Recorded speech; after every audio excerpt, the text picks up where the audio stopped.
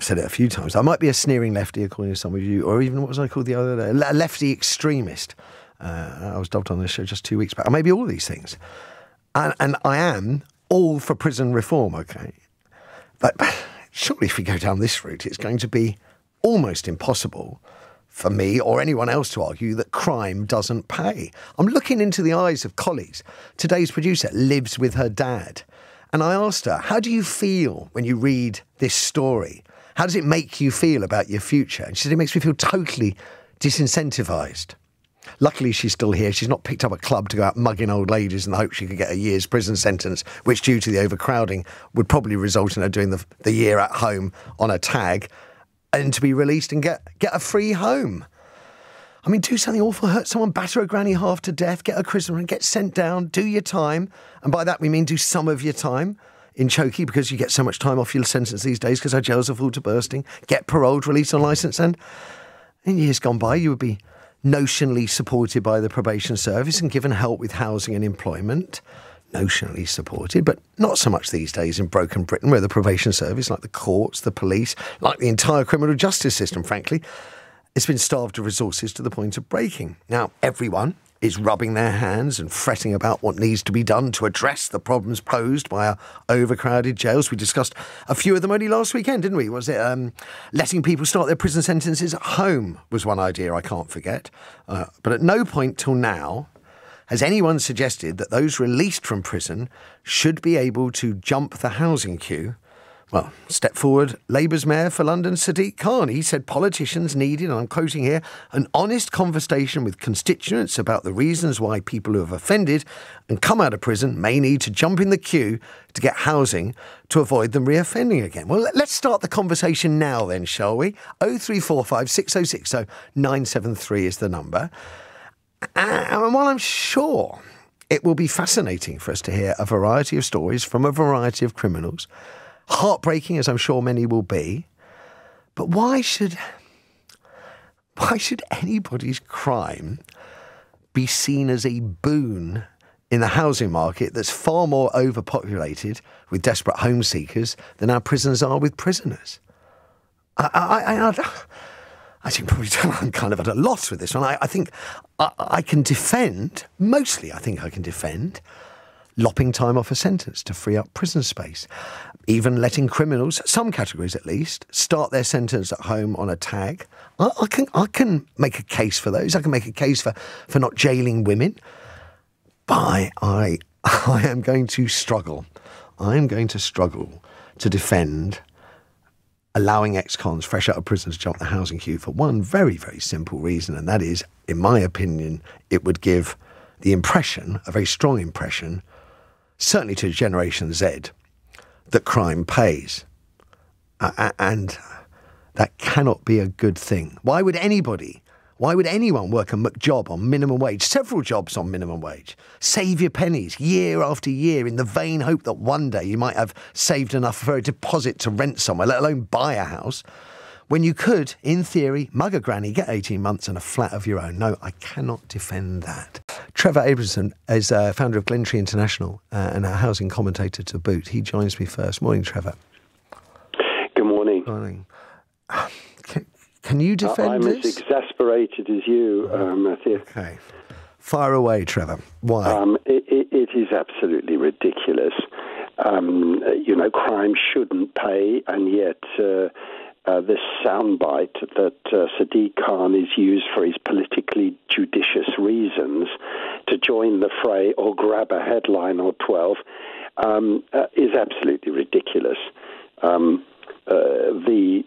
Martin Jones, the chief inspector of probation, had forecast that prisoners are going to reoffend within weeks. A third will reoffend within a year. And can you imagine? I mean, I don't know if any of us could, when we've queued up to board a plane or a Disneyland or can you imagine how people feel if someone goes to the front of the queue? I mean, it invokes homicidal tendencies. People get so angry. And can you imagine, not just prisoners, of course, illegal immigrants staying in hotels. Now, apparently, the Justice Secretary has put budget hotels on standby. Mm.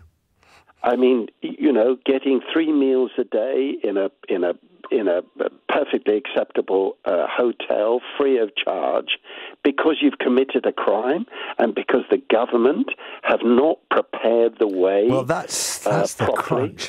That's the crux of all of this. Is that, and it's not just one government; it's successive governments.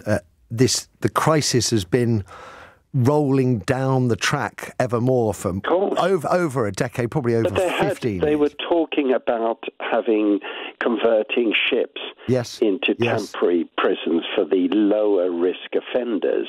I mean, rather do that if they can't build prisons quickly enough. And of course, NIMBYism is on steroids, of course, stopping all the prisons being built in everyone's backyard.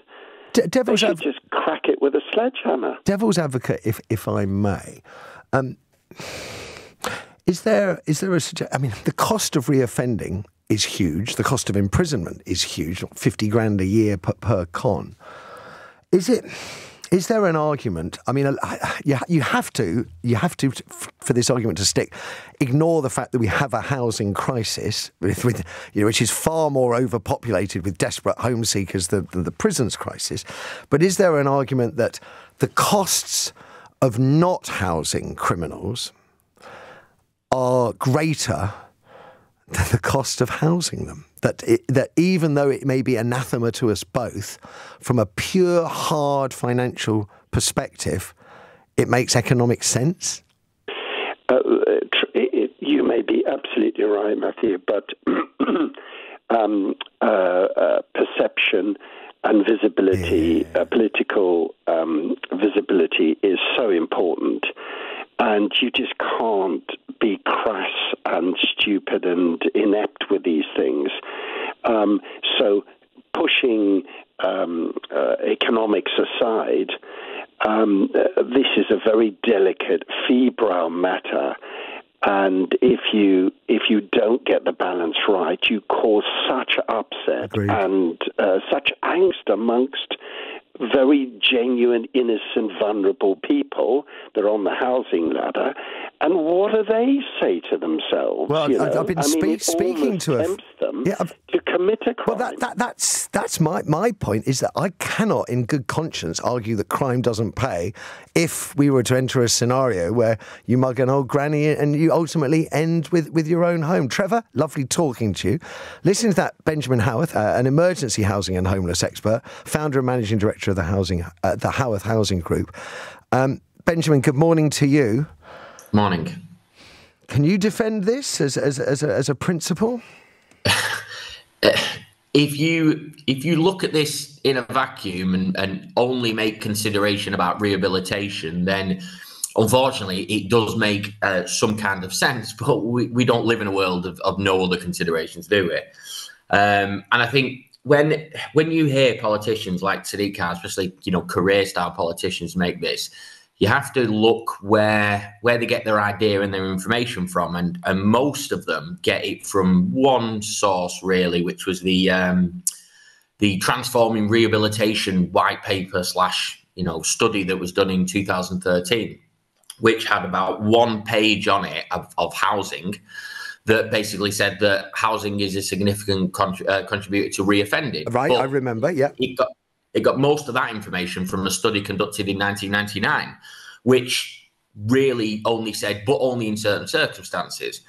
But you've then got to look at the AFEO scheme, the Accommodation for Ex-Offenders scheme that's been running since 2022, which most people don't know exists. But that basically does exactly what Sadiq Khan's suggesting already. It's been active for a couple of years now, and it means that people come straight out of prison, jump the queue, and go straight into allocated housing for them.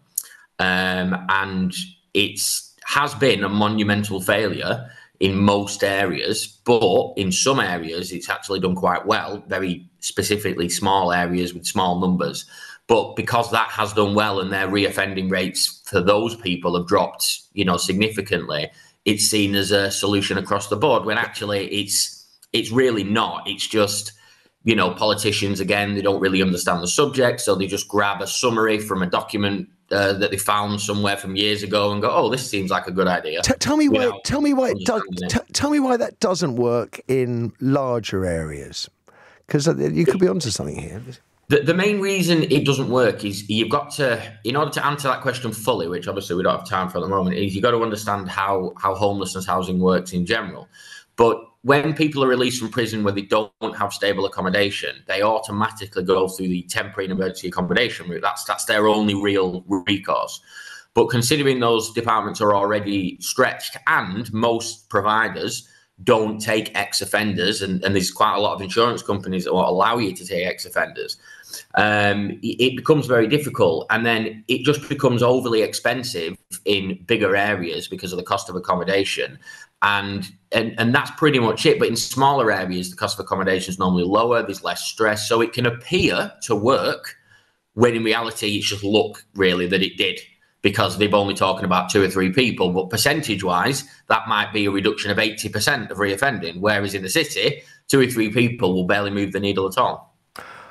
You really know your onions, I have to say, Ben. That's really, really helpful. And I can't deny, I was wondering whether either of my guests would... I mean, we've all got to do it, haven't we? We've got to try and think outside the box about how we can solve so many of the social issues we're confronted with caused by years and years of lack of funding. Can I just ask you how you would address the overcrowded prisons crisis? I mean, at the moment, we've got people going into hotels. I can see why Sadiq Khan might take a step from hotels to thinking, oh, we can get them to jump the housing. How would you suggest we address it? Well, I mean, that's a very complex question with a very complex answer. But if you were going to look at, you know, if you were looking at the most basic answer, really, first of all, we don't have enough prisons. And I know too many people in prisons, but we have closed a huge number of prisons, which again artificially inflates the number. And you've really got to look at, obviously, preventing crime from happening, not dealing with it afterwards. And that's something that we don't really do in this country. And again, there's something that has to be done, and we're going to have to start doing it, which is triage, genuine triage. We deem triage in this country as unfair, when actually the vast majority of the world deploy it quite successfully, which is, okay, world isn't fair sometimes, and we have to triage this. But then once you've done that, i.e., right, okay, well, triage means it's critical. Critical means we need more funding. We need to do what's got the greatest good, but then we need to move away from it. And unfortunately, we don't do that. So the only real solution is to make sure that, one, there is better communication between the prison service, probation and housing, which from doing this for a long time, there is none. Right. We would get told on the day that someone is being released. And that's because the law says you're not allowed to tell people when they're being released and things like that. So better communication would allow for more forward planning, which would reduce the immediate stress and necessity. That one thing alone would actually make a huge difference. One thing. It's so interesting, because I can totally engage with that, and I think, if anything, by contrast, it just shows up Sadiq Khan's suggestion, makes him look even more ludicrous. Oh, maybe I'm wrong. Maybe you're out there listening now thinking, yeah, this is the way to solve the prisons crisis. If most prisoners reoffend, then if we can break that cycle, then we'll need fewer cells in prisons, wouldn't we? But how do you then tell a Generation Zer that their dreams of a home are just going to be dreams?